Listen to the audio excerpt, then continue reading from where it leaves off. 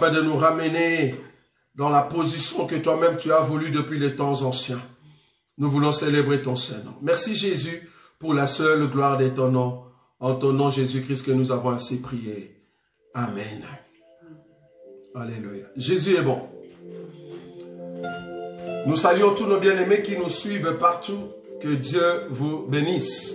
C'est encore une opportunité de plus de venir partager cette parole encore ce soir. Une opportunité de plus afin que Dieu retrouve encore dans nos cœurs, dans notre âme, dans notre esprit, la partie qu'il veut réparer pour que nous soyons des hommes et des femmes spirituels qui louent Dieu avec la pensée du ciel et non pas avec la pensée humaine. Nous sommes en train de partager un thème très important. Le thème, c'est de l'animal à l'homme spirituel. Nous voulons que tout peuple de Dieu qui aimerait rentrer au ciel puisse suivre cet enseignement. C'est pour cela que vous pouvez en tout cas aider ceux qui ne sont pas avec nous, de leur accorder la grâce aussi de suivre cet enseignement. Donc nous sommes en train d'expliquer de l'animal à l'homme spirituel. Nous avons en tout cas commencé depuis longtemps, ça c'est le 5e jour que nous sommes en train de continuer cet enseignement. Aujourd'hui, nous voulons toucher cet aspect que nous avons dit le dimanche passé, c'est-à-dire les caractéristiques de l'homme animal ou les caractéristiques de l'animal. Vous allez comprendre que par ces chapitres, nous voulons détailler cette partie d'animal qui existe dans le cœur de l'homme. Quel homme mais l'homme charnel, l'homme qui ne connaît pas le Seigneur, vous voyez? C'est là-bas que nous voulons nous exprimer. Donc, étant homme charnel, nous voulons te montrer que si tu continues dans cette vie-là, où est-ce que ça va t'amener? Vous voyez? Donc nous avons ici 3 caractéristiques qui vont définir au fait cet homme qui est charnel. Et il y a 2 degrés hein, jusqu'à ce qu'arriver au 3e caractéristique qui est encore pire. Vous voyez? Mais vous allez remarquer que parmi toutes ces caractéristiques, il y a seulement une des caractéristiques où il est impossible de voir la gloire de Dieu. C'est là-bas que nous allons peut-être toucher maintenant les mystères de la punaise de lit. Les mystères de la punaise de lit que nous avons dit la fois passée en lingala, c'est très important. Parce que nous comprenons, nous savons que la Bible nous a rien caché. La Bible a tout dévoilé. C'est à toi maintenant, l'homme de Dieu, de bien voir dans la Bible ce que le Seigneur peut mettre comme pensée dans ton cœur et de te ramener dans le mystère caché de quelque chose. Et c'est là-bas que tu peux voir maintenant si Dieu peut apporter encore un soutien dans ta vie, afin que tu sortes de cet état-là d'animal pour atteindre le niveau de l'homme spirituel. Alors, je vais prendre une écriture pour toucher cet enseignement sur les caractéristiques de l'homme animal. Et après, nous verrons les caractéristiques de l'homme spirituel. Je vais d'abord prendre une écriture dans le livre de 1 Thessaloniciens. C'est une écriture que j'aime beaucoup utiliser quand nous expliquons les choses dans l'exhortation, dans la doctrine. J'aime toujours utiliser cette écriture. C'est très important. 1 Thessaloniciens, chapitre 5. Nous allons lire ça ensemble avec vous. 1 Thessaloniciens, chapitre 5. Je prends le verset 23. 1 Thessaloniciens, chapitre 5, le verset 23, la Bible dit ceci. Que les dieux de paix vous sanctifient lui-même tout entier, et que votre être, l'esprit, l'âme et les corps soient conservés irréprochables lors de l'avènement de notre Seigneur Jésus-Christ. Je vous ai dit, j'aime toujours prendre cette écriture parce que c'est dans cette écriture qu'on nous montre, quand on parle de l'être entier, on voit son corps, on voit son âme et on voit son esprit.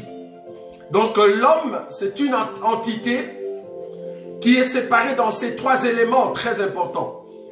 Et comme nous l'avons toujours l'habitude d'enseigner, l'homme en réalité c'est un esprit. Parce qu'en réalité de l'homme c'est l'esprit. Donc l'homme étant un esprit, c'est là-bas qu'il y a le pouvoir. c'est là-bas qu'il y a la décision. C'est dans le pouvoir, dans l'esprit, c'est là-bas que l'homme peut prendre la décision ferme. Mais quel homme? Parce que tout homme n'a pas ce pouvoir-là. Vous allez le voir. Quel homme qui a le pouvoir au niveau de son esprit pour prendre une décision et de faire l'acte qu'il a décidé dans son cœur ou dans son esprit? Vous allez remarquer que cet homme n'est rien d'autre qu'un homme qui respecte la parole de Dieu. Bon, nous allons le toucher prochainement quand nous allons expliquer l'homme spirituel. À part la partie spirituelle, c'est-à-dire l'esprit, nous avons aussi l'âme. L'âme de cet homme. Là où il y a la volonté. Là où il y a la volonté. Vous voyez? Donc, quand quelqu'un veut quelque chose, là où il y a les sentiments, là où il y a les émotions, c'est au niveau de son âme. Je répète cet enseignement pour ce que je vais dire tout à l'heure. Parce que ce sont des enseignements clés de la Bible. Et à part l'âme, je vous ai dit que l'âme, c'est là où il y a la volonté, il y a les émotions, les sentiments, c'est au niveau de l'âme. Mais au niveau de l'esprit, c'est là où il y a la décision, il y a le pouvoir. Et au niveau de son corps, c'est là-bas qu'il y a le désir. Le corps n'a que les désirs. C'est pourquoi nous avons expliqué dans d'autres enseignements, là où réside le désir, c'est que cette entité-là, c'est une femme. Parce que la Bible dit que les désirs de la femme se porteront à son mari. Le mari, c'est lui qui va prendre la décision, c'est lui qui a le pouvoir. Donc la femme n'a que des désirs. Donc si ton corps n'a que des désirs, ton corps doit demander permission auprès de ton esprit. Donc l'esprit, c'est l'homme. Mais quel esprit a le pouvoir de dire à son corps, de respecter ce que l'esprit est en train de dire? Ce n'est que l'homme qui est lié à Jésus. Mais ici, nous voulons expliquer un homme qui n'est pas spirituel. C'est un homme animal. Un homme animal, c'est un homme charnel. C'est un homme qui est dirigé par ses passions, dirigé par ses désirs. En d'autres termes, c'est un homme qui est dirigé par son corps. Un homme qui marche selon la chair et non pas selon l'esprit. Pourquoi? Parce que tout ce que le corps demande, l'esprit accepte. Alors, je vais prendre encore une autre écriture. Remarquez ici. Alors, cet homme qui est charnel, Corinthiens, maintenant, dans le livre des Corinthiens, Paul va nous dire quelque chose de très important. Remarquez ce que Paul nous dit. Un homme qui est charnel, qu'est-ce qui va se passer? Un homme qui est charnel, dans 1 Corinthiens chapitre 2, je prends le verset 14. Mais l'homme charnel, l'homme animal, l'homme naturel, n'accepte pas les choses de l'Esprit de Dieu, car elles sont une folie pour lui, et il ne peut les connaître, parce que c'est spirituellement qu'on en juge. Ça, c'est un homme charnel. Je suis en train de parler des caractéristiques de l'homme animal. Un homme animal ne peut pas comprendre les choses de l'esprit. Un païen, c'est un homme animal. Quelqu'un qui vient à l'église, qui n'a jamais ouvert son cœur pour que Jésus prenne place, c'est un païen, mais qui habite avec nous à l'église. Je suis ici en train d'expliquer non pas le païen reconnu mondialement, mais je suis en train d'expliquer les païens qui sont avec nous dans ce que nous appelons des assemblées. Vous voyez? Quelqu'un qui vient à l'église, mais qui ne met pas en pratique la parole de Dieu, c'est un païen.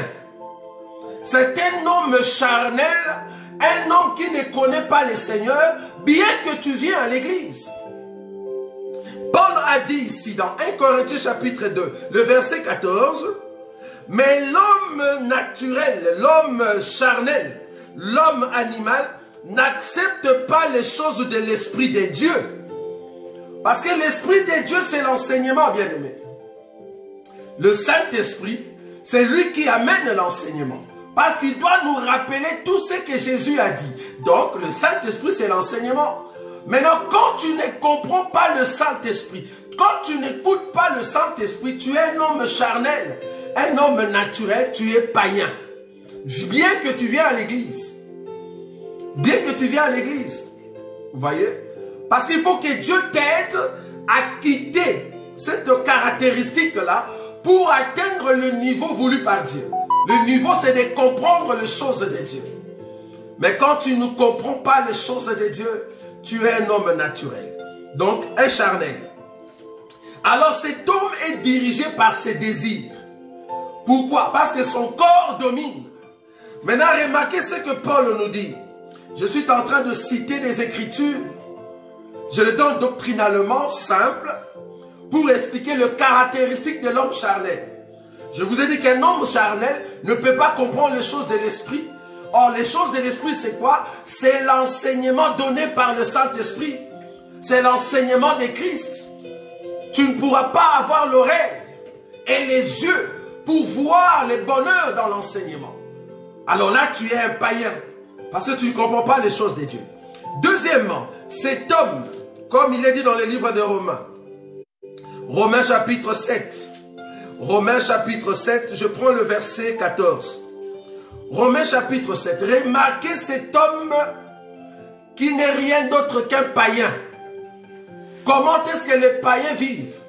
Comment je peux savoir que je suis encore un païen alors que je viens à l'église? Comment je peux savoir que je suis païen mais alors que je fréquente une assemblée? Romains chapitre 7. Je commence à partir du verset 14. Nous savons en effet que la loi est spirituelle. Mais moi, je suis charnel, vendu au péché. Remarquez. Car je ne sais pas ce que je fais. Un homme charnel, tout ce qu'il pose comme acte, il ne sait pas ce qu'il est en train de faire. Quand il pêche, c'est comme s'il est en train de rêver. Et c'est quelque chose qui surpasse sa force. Pourquoi? Parce que le pouvoir ne réside pas au niveau de l'esprit, mais le pouvoir réside au niveau du corps, au niveau de la chair. C'est la chair qui dirige ses pensées, c'est la chair qui dirige son émotion, c'est-à-dire l'âme, et c'est la chair qui dirige son pouvoir, c'est-à-dire l'esprit. Remarquez le verset 15. Car je ne sais pas ce que je fais. Je ne fais point ce que je veux. Donc quelque part, si le cœur, si son esprit prend une décision de ne pas pécher, mais parce que c'est un païen, c'est un homme charnel, c'est un animal, il va toujours pécher. Même si au niveau de son esprit, par rapport à ce qu'il a entendu, son esprit peut dire non, je ne peux pas. Mais comme l'esprit n'a pas le pouvoir sur le corps, c'est le corps qui va dominer par ses désirs. Et c'est là-bas qu'il tombe. Pourquoi? Parce que c'est un homme animal, un païen, mais qui vient à l'église, qui pêche facilement, qui ment facilement. Mais c'est un homme charnel qui vient à l'église. C'est un païen. La Bible continue, le verset 15. Car je ne sais pas ce que je fais. Je ne fais point ce que je veux. Et je fais ce que je hais. Donc apparemment cet homme, quand il se retrouve seul, il se demande pourquoi j'ai fait ce péché. Je parle ici d'un homme qui est esclave du péché. Un païen. Esclave du péché. Parce que nous voyons que tu es un esclave devant le péché. Tu tombes facilement. Donc il faut que l'œuvre du Seigneur, l'œuvre de la croix, passe dans ta vie. C'est comme ça que tu vas sortir de l'état animal pour atteindre maintenant l'état spirituel. Parce que je vous ai dit la fois passée qu'un homme animal, un païen, c'est quelqu'un qui marche en dehors de la croix. C'est une personne qui n'est pas encore passée par la croix. Mais la croix étant une porte, là où il y a le sang de Jésus, si tu passes par cette porte, tu entres de l'autre côté. Parce que le sang est sur toi, c'est là-bas que tu vas vivre la sanctification. Bien que tu peux tomber. Mais étant donné que tu n'es pas encore passé par la croix, tu es un homme animal, tu es un païen. Tu dois passer par la croix. Tu dois passer par la croix. L'homme animal, il fait ce qu'il ne veut pas. Mais parce que la force ne réside pas au niveau de l'esprit, alors son corps a le pouvoir. C'est ton corps qui dirige ton esprit. Là, tu es un esclave du péché. Je continue le verset 16. Or, si je fais ce que je ne veux pas, je reconnais par là que la loi est bonne. Et maintenant, ce n'est plus moi qui ai fait, mais c'est le péché qui habite en moi. Un homme animal, c'est le péché qui domine. Qui dit péché, c'est-à-dire au niveau de son esprit, c'est Satan. C'est les esprits mauvais. Ce sont des esprits mauvais qui dirigent sa vie. Et cette force de Satan, cette force du péché, surmonte son esprit. Il est incapable de fuir le péché. C'est pour cela qu'il vit dans le péché. C'est un païen. Si tu continues de vivre dans le péché tout le temps, tu te dis enfant de Dieu, mais tu tombes tout le temps, comprends que tu es quelqu'un que le péché est en train de dominer. C'est ça que nous sommes en train de dire. Donc si tu es dirigé par le péché, tu es dirigé par Satan. Le verset 17. Et maintenant, ce n'est plus moi qui le fais, mais c'est le péché qui habite en moi. Ce qui est bon, je le sais. Écoutez bien. Ce qui est bon, je le sais, n'habite pas en moi. C'est-à-dire dans ma chair. J'ai la volonté, mais non le pouvoir de faire le bien. J'ai la volonté de faire le bien, mais je n'ai pas le pouvoir de faire le bien. Ça, c'est un païen.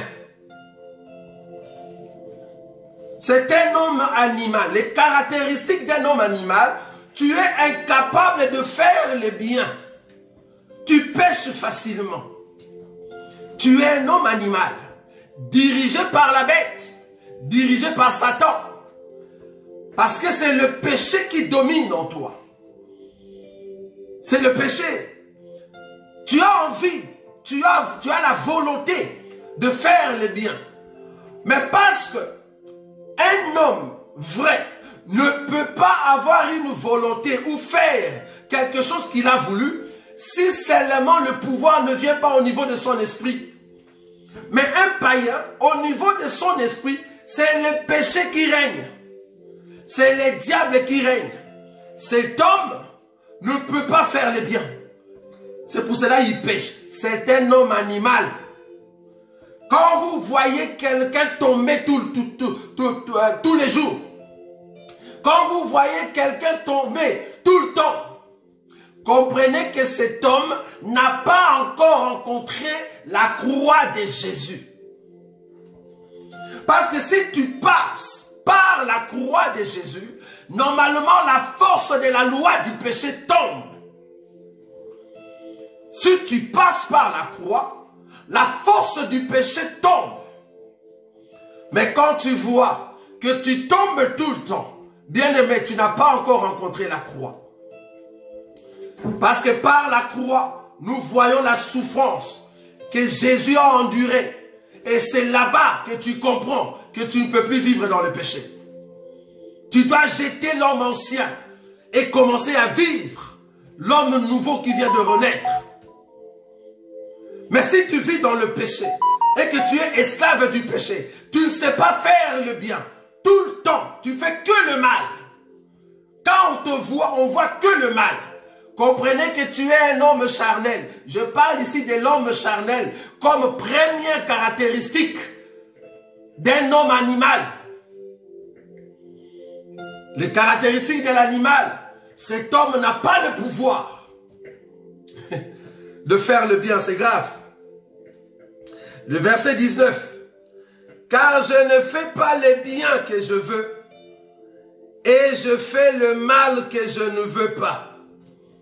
Et si je fais ce que je ne veux pas, ce n'est plus moi qui le fais, c'est le péché qui habite en moi. 21, je trouve donc en moi cette loi. Quand je veux faire le bien, le mal est attaché à moi. Ça, c'est un païen. Un païen qui ne sait pas faire le bien. Toutes tes relations, tout ce que tu fais dans tes relations, c'est seulement s'aimer les désordres. Tu ne sais pas faire le bien. On comprend que tu es un païen. Un païen tout fait. Comment tu vas aller au ciel? Même si tu venais à l'église, quand nous prêchons et que tu ne le mets pas en pratique, comment tu vas aller au ciel? Tu détruis partout. Tu sèmes des désordres partout. Donc, il y a encore ce péché de la division qui règne en toi. Tu insultes partout. Tu divises partout. Donc, quelque part, c'est la force du péché qui règne en toi. Tu es un menteur. Quand tu mens, tu es en train de prouver que tu es le fils du grand menteur qui est le diable. Et quand tu mens, tu es sérieux. Je me demande comment tu ne regrettes pas le fait que tu mens simplement. Ça, ce sont des caractéristiques d'un homme animal. Quelqu'un qui peut mentir facilement. Et au fond de son cœur, tu sais très bien que tu as menti. Mais tu le fais. Pourquoi? Parce qu'il y a un pouvoir qui surmonte ton entendement. C'est le pouvoir du péché. Alors tu es un païen. Tu ne connais pas le Seigneur. Si tu veux réellement aller au ciel, viens passer par la croix. Là où il y a le sang et l'eau qui coulent, qui va changer l'intérieur de ton cœur. Parce que c'est par la croix que nous sommes passés. Je ne peux pas atteindre le Seigneur si je ne passe pas par la croix. Parce que l'œuvre de la croix, c'était de ramener un peuple qui était animal pour le faire entrer vers le monde de ceux qui sont spirituels. Mais du moins, il faut passer par la porte de la croix. C'est-à-dire mourir. Tu dois mourir dans ta chair. Tu dois crucifier ta chair. Tu dois crucifier le péché. Tu dois crucifier l'homme ancien. Quand l'homme ancien meurt, c'est alors que tu peux atteindre de l'autre côté de la croix. Sinon, tu ne verras pas le Seigneur, bien-aimé. Tu ne vas pas entrer. J'ai pris ces caractéristiques pour te montrer qu'un homme charnel, c'est quelqu'un qui n'a pas la force de dominer sur le péché, voué au péché. Tout ce qu'il fait, c'est le péché. C'est un païen. Donc tu es avant la croix. Deuxième caractéristique d'un animal, d'un homme animal. La Bible l'appelle le méchant. Ici, j'ai appelé d'abord première caractéristique un homme charnel. Maintenant ici, je veux rajouter un élément très important. Deuxième caractéristique pour qu'on comprenne que tu es un homme animal encore. Tu es un méchant. Les méchants n'hériteront pas le royaume des cieux. C'est qui est méchant? Je fais la différence ici, suivez-moi bien. La différence entre quelqu'un qui est païen, quelqu'un qui ne connaît pas le Seigneur, qui est encore ignorant, et qui est encore dans sa vie du péché, qui n'est pas encore passé par la croix. Mais les méchants ici, que je vais parler, je vais prendre une écriture. Remarquez, les méchants, je vais prendre une écriture. Je suis dans 1 Timothée. C'est qui les méchants? Nous avons deux sortes de méchants. C'est qui les méchants? 1 Timothée, chapitre. Oh, que le Seigneur nous aide à aller au ciel. 1 Timothée, chapitre 1er. Je prends le verset 9. 1 premier chapitre, premier livre de Timothée, chapitre 1er, le verset 9. 1 Timothée, chapitre 1er, à partir du verset 9. Je lis rapidement. Nous savons bien que la loi n'est pas faite pour les justes, mais pour les méchants et le rebelle, les impies et le pécheur, les irréligieux et le profane, le parricide, le meurtrier, les débouchés, les homosexuels, le voleur d'hommes, les menteurs, les parjures et tout ce qui est contraire à la saine doctrine. Je continue. Conformément à l'évangile de la gloire du Dieu bienheureux, évangile qui m'a été confié. Je rends grâce à celui qui m'a fortifié, à Jésus-Christ notre Seigneur, de ce qu'il m'a jugé fidèle en m'établissant dans les ministères. Moi qui étais auparavant, suivez-moi bien, moi qui étais auparavant un blasphémateur, ça c'est Paul qui parle, un blasphémateur, un persécuteur, un homme violent. Mais j'ai obtenu miséricorde parce que j'agissais par ignorance dans l'incrédulité. J'ai pris cette écriture pour te montrer que nous avons deux sortes de méchants. Paul, c'était un méchant. Pourquoi je l'appelle un méchant? Mais un méchant qui était ignorant. C'est-à-dire connaissant la loi de Dieu. Quand il persécutait les disciples de Jésus, il pensait qu'il servait Dieu. Voilà la différence entre un païen et un méchant. Un méchant, c'est quelqu'un qui sert Dieu, croyant qu'il est en train de servir Dieu quand il fait souffrir les autres. Paul, c'était un méchant, croyant servir Dieu dans la loi de Moïse, il persécutait l'Église. Mais lui-même a reconnu qu'il était ignorant. Ah donc, nous avons des méchants qui sont ignorants, mais ce sont des gens qui sont dans l'église croyant servir Dieu. Parce que je vous ai dit, les païens que je suis en train de parler, ce ne sont pas les païens reconnus mondialement, non. Parce que le prostitué qui fait encore la prostitution, hein?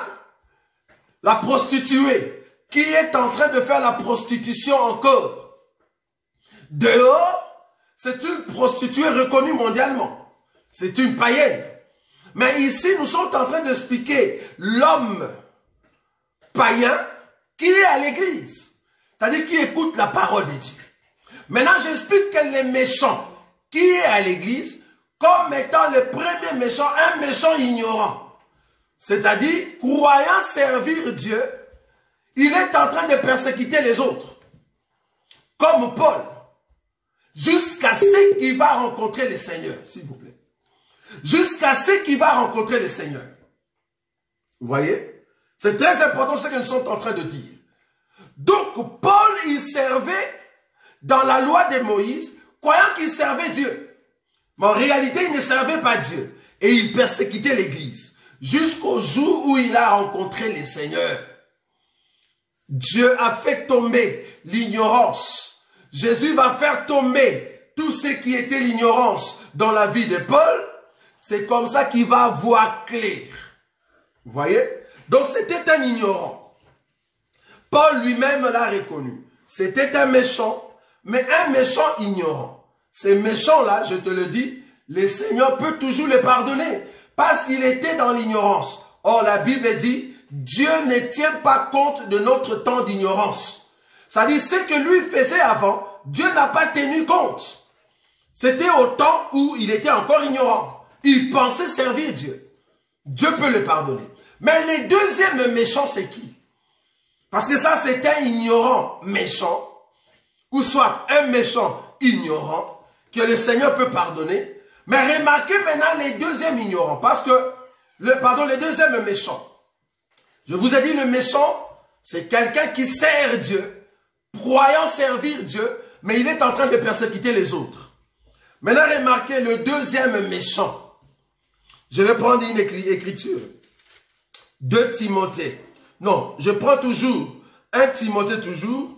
1 Timothée chapitre 1er. Je vous ai donné l'écriture de 1 Timothée chapitre 1er, le verset 9 jusqu'à 14 que vous pouvez lire à la maison.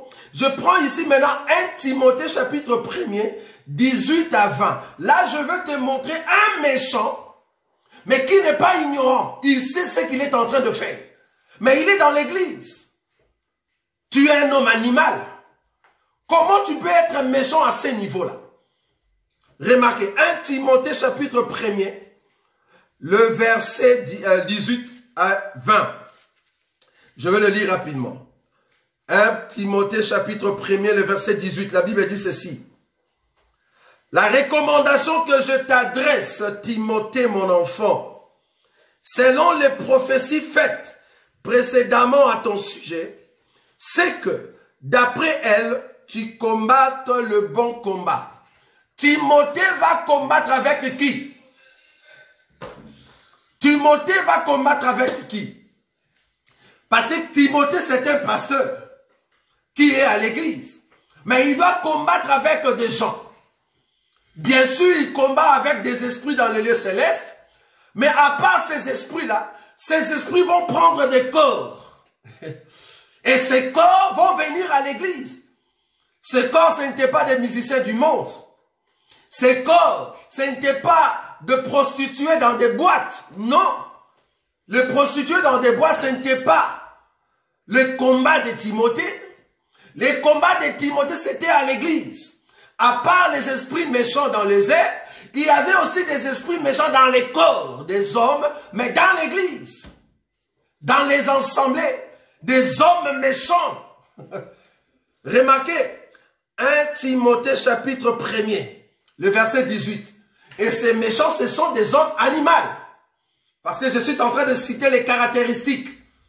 Le premier, j'ai dit ici, c'est un homme charnel. Le deuxième, c'est un méchant. Mais nous avons un méchant ignorant. Maintenant, je te montre maintenant un méchant conscient.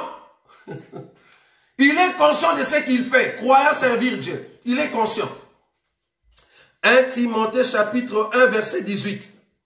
La recommandation que je t'adresse, Timothée, mon enfant, selon les prophéties faites précédemment à ton sujet, c'est que d'après elle, tu combattes le bon combat. 19. En gardant la foi et une bonne conscience.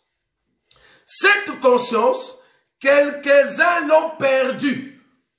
Et ils ont fait naufrage par rapport à la foi. Ils ont fait naufrage par rapport à la foi. C'est-à-dire, ils étaient avec nous, mais ils ont fait naufrage. Parce que c'était des méchants. Ils étaient avec Timothée, mais ils ont fait naufrage. Parce qu'ils ont perdu la conscience de l'enseignement. Le verset 20. De ces nombres-là sont Hyménée et Alexandre, que j'ai livrés à Satan, afin qu'ils apprennent à ne pas blasphémer. Qu'est-ce que Hyménée et Alexandre ont fait? C'était des hommes de Dieu bien-aimés. Ce n'étaient pas des frères simples. C'était des gens qui connaissaient les choses de Dieu. C'était des gens qui avaient la parole, qui prêchaient aussi la parole. De frères qui ont la connaissance de l'enseignement. Mais ce sont des méchants au milieu de la vie de Timothée, au milieu de l'assemblée. Eux, ils ont fait naufrage quant à la foi. C'est-à-dire, ils sont sortis leur barque et tombés dans l'eau. Ils n'ont pas eu de secours quant à la foi. Parce qu'ils ont perdu la conscience. C'est ça les combats de Timothée. À part les esprits dans les airs, Timothée avait aussi à combattre contre les Hyménée et les Alexandres, qui étaient dans l'assemblée, mais que Paul a livré à Satan. Quand nous disons livré à Satan, c'est-à-dire nous avons remarqué plusieurs abus, que tu es réellement un méchant. On t'a pardonné, pour le péché que tu as fait, bien que tu as la connaissance, tu as repris le même péché, on a appelé des témoins, tu as repris le même péché, on t'a amené à l'église, tu as repris le même péché, la Bible nous dit de te considérer comme un païen. Tu es un païen, alors que tu connais l'enseignement. C'est ça la différence entre la première caractéristique et la deuxième. La deuxième ici, je parlais des méchants ignorants et un méchant conscient, il est en train de pécher consciemment, ayant la connaissance. Hyménée avait la connaissance. Alexandre avait la connaissance. Mais c'était un méchant qui combattait l'assemblée. Fallait que Paul vienne et le livrer à Satan. Ça, c'est un méchant. Je vais prendre une deuxième écriture pour comprendre les méchants conscients. Je ne parle pas des méchants ignorants comme Paul, mais je parle d'un méchant conscient. Il est conscient de ce qu'il est en train de faire. Il est conscient de la division qu'il est en train de s'aimer. Il est conscient du mensonge qu'il est en train de proférer. Il est conscient du monde, du péché là où il vit. Il pêche consciemment, ayant la connaissance. Ça, c'est un méchant conscient. Remarquez cette écriture. 2 Timothée chapitre 3. 2 Timothée chapitre 3, je prends le verset 13. Je commence à partir du verset 12. 2 Timothée chapitre 3, le verset 12 à 13.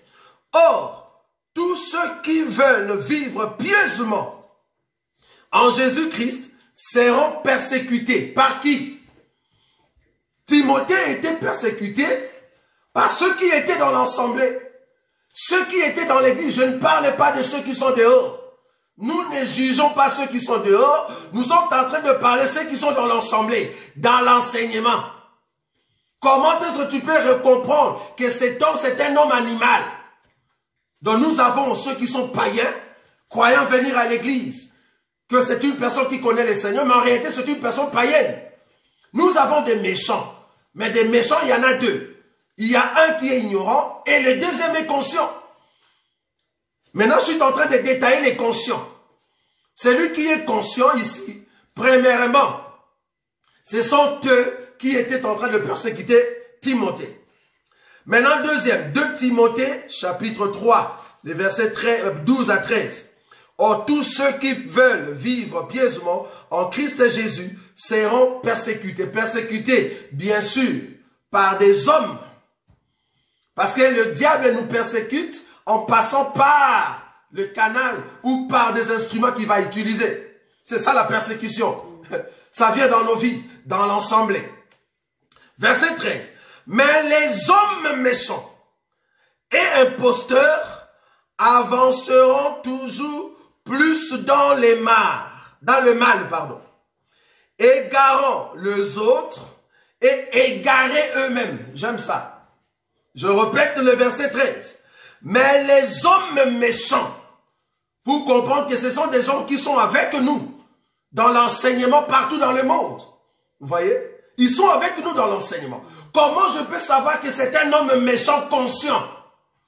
La Bible dit, mais les hommes méchants et imposteurs avanceront toujours plus dans les mal, égarant les autres et égarés eux-mêmes.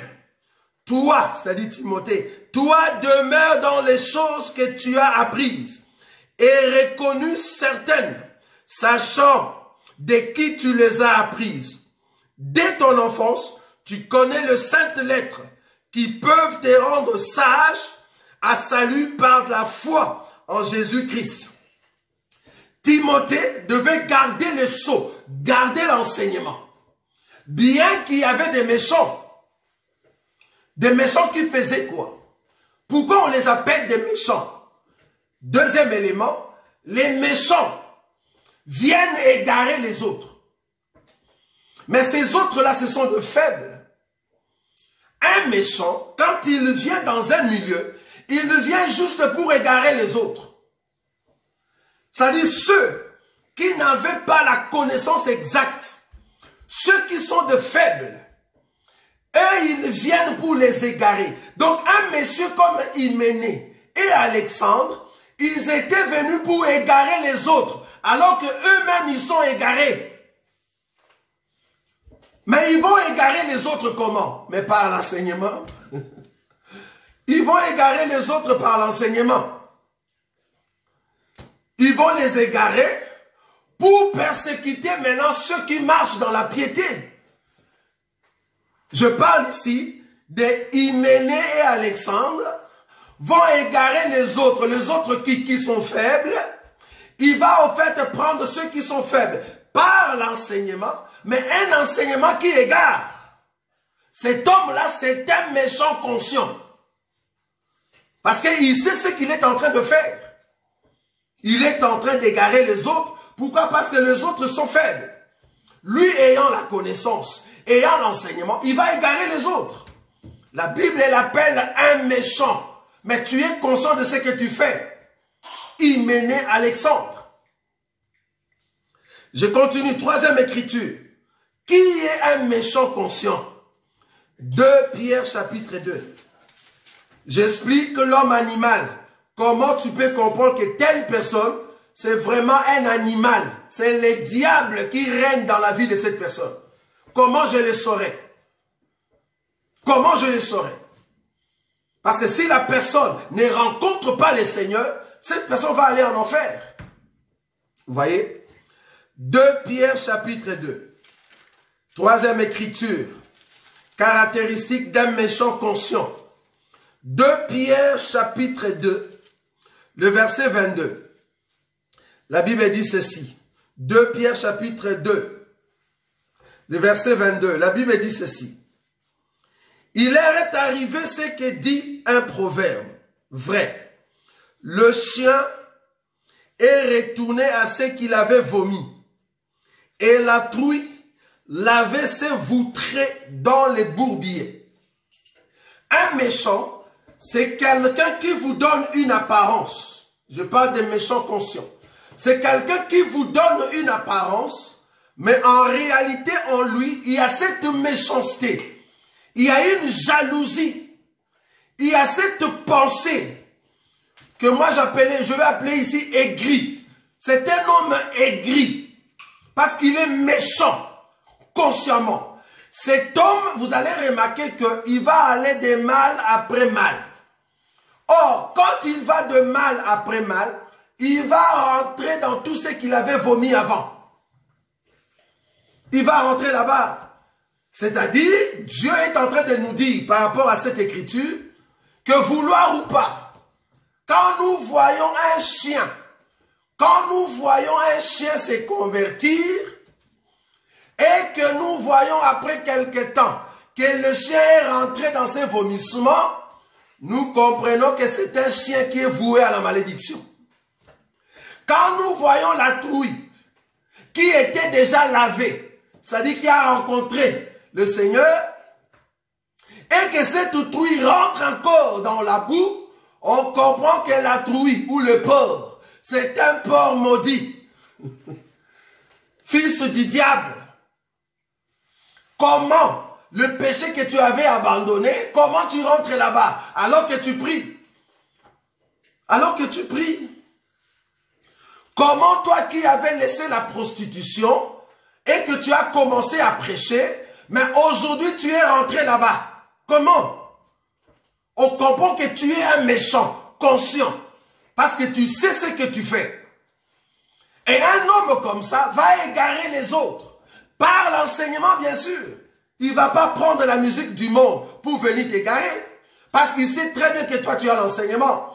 Pour t'égarer, il va prendre la Bible, il va prendre l'enseignement, il va manipuler l'enseignement pour te faire égarer. Alors, c'est que tu peux comprendre que cet homme, c'est un méchant, quand tu vois que cet homme vit dans le péché. Il vit dans les vomissements. Il vit encore dans la boue, alors que tu avais déjà abandonné ces choses-là. Donc, nous comprenons que c'est un méchant conscient. Est-ce que vous voyez? Donc, on nous a dit ici qu'un méchant ignorant c'est un méchant qui ne sait pas ce qu'il est en train de faire, bien que étant dans la loi, comme Paul. Mais il faut que le Seigneur puisse faire tomber, au fait, les écailles qui sont sur ses yeux, pour qu'il puisse bien voir clair. Alors l'ignorance tombe, alors il peut marcher avec le Seigneur. Mais un méchant conscient, c'est un homme qui est dans l'enseignement et qui ne veut pas reconnaître que cet enseignement doit le briser et il pêche consciemment. Alors comme ces méchants conscients, plus ils continuent dans le péché, plus ils continuent dans les mensonges, plus ils continuent dans la prostitution, plus ils continuent dans les divisions, alors il va maintenant arriver au troisième caractéristique que moi j'ai dénommé ici le démon. Première caractéristique, homme charnel. Deuxième caractéristique, le méchant. Troisième caractéristique, les démons. J'ai fait ici la différence. Quant aux démons, attends, je vais prendre quand même une écriture. C'est qui un démon? D'abord, je vais expliquer. Je parle ici pas des démons étant qu'esprit. C'est-à-dire un homme, mais qui est démon. C'est un homme, mais quand tu le regardes, avec les actes qu'il est en train de poser, tu te dis, ça, c'est pas un homme qui doit faire ça. C'est un démon tout fait. Mais qui est à l'église? Je ne parle pas des démons dehors. Je ne parle pas des sorciers que nous connaissons comme des magiciens ou des francs-maçons dehors. Je parle de ceux qui se disent enfants de Dieu et ministres du Seigneur Jésus. Mais les actes, les œuvres qu'ils sont en train de faire, ce sont des actes dirigés par Satan.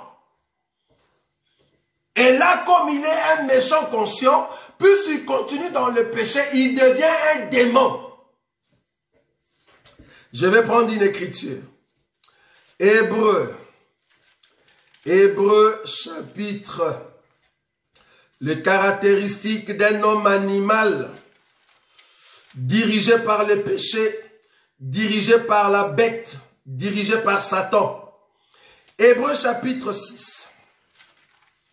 Hébreu chapitre 6. Hébreu chapitre 6. Que Dieu puisse nous aider de quitter l'état animal et d'atteindre l'état de l'homme spirituel.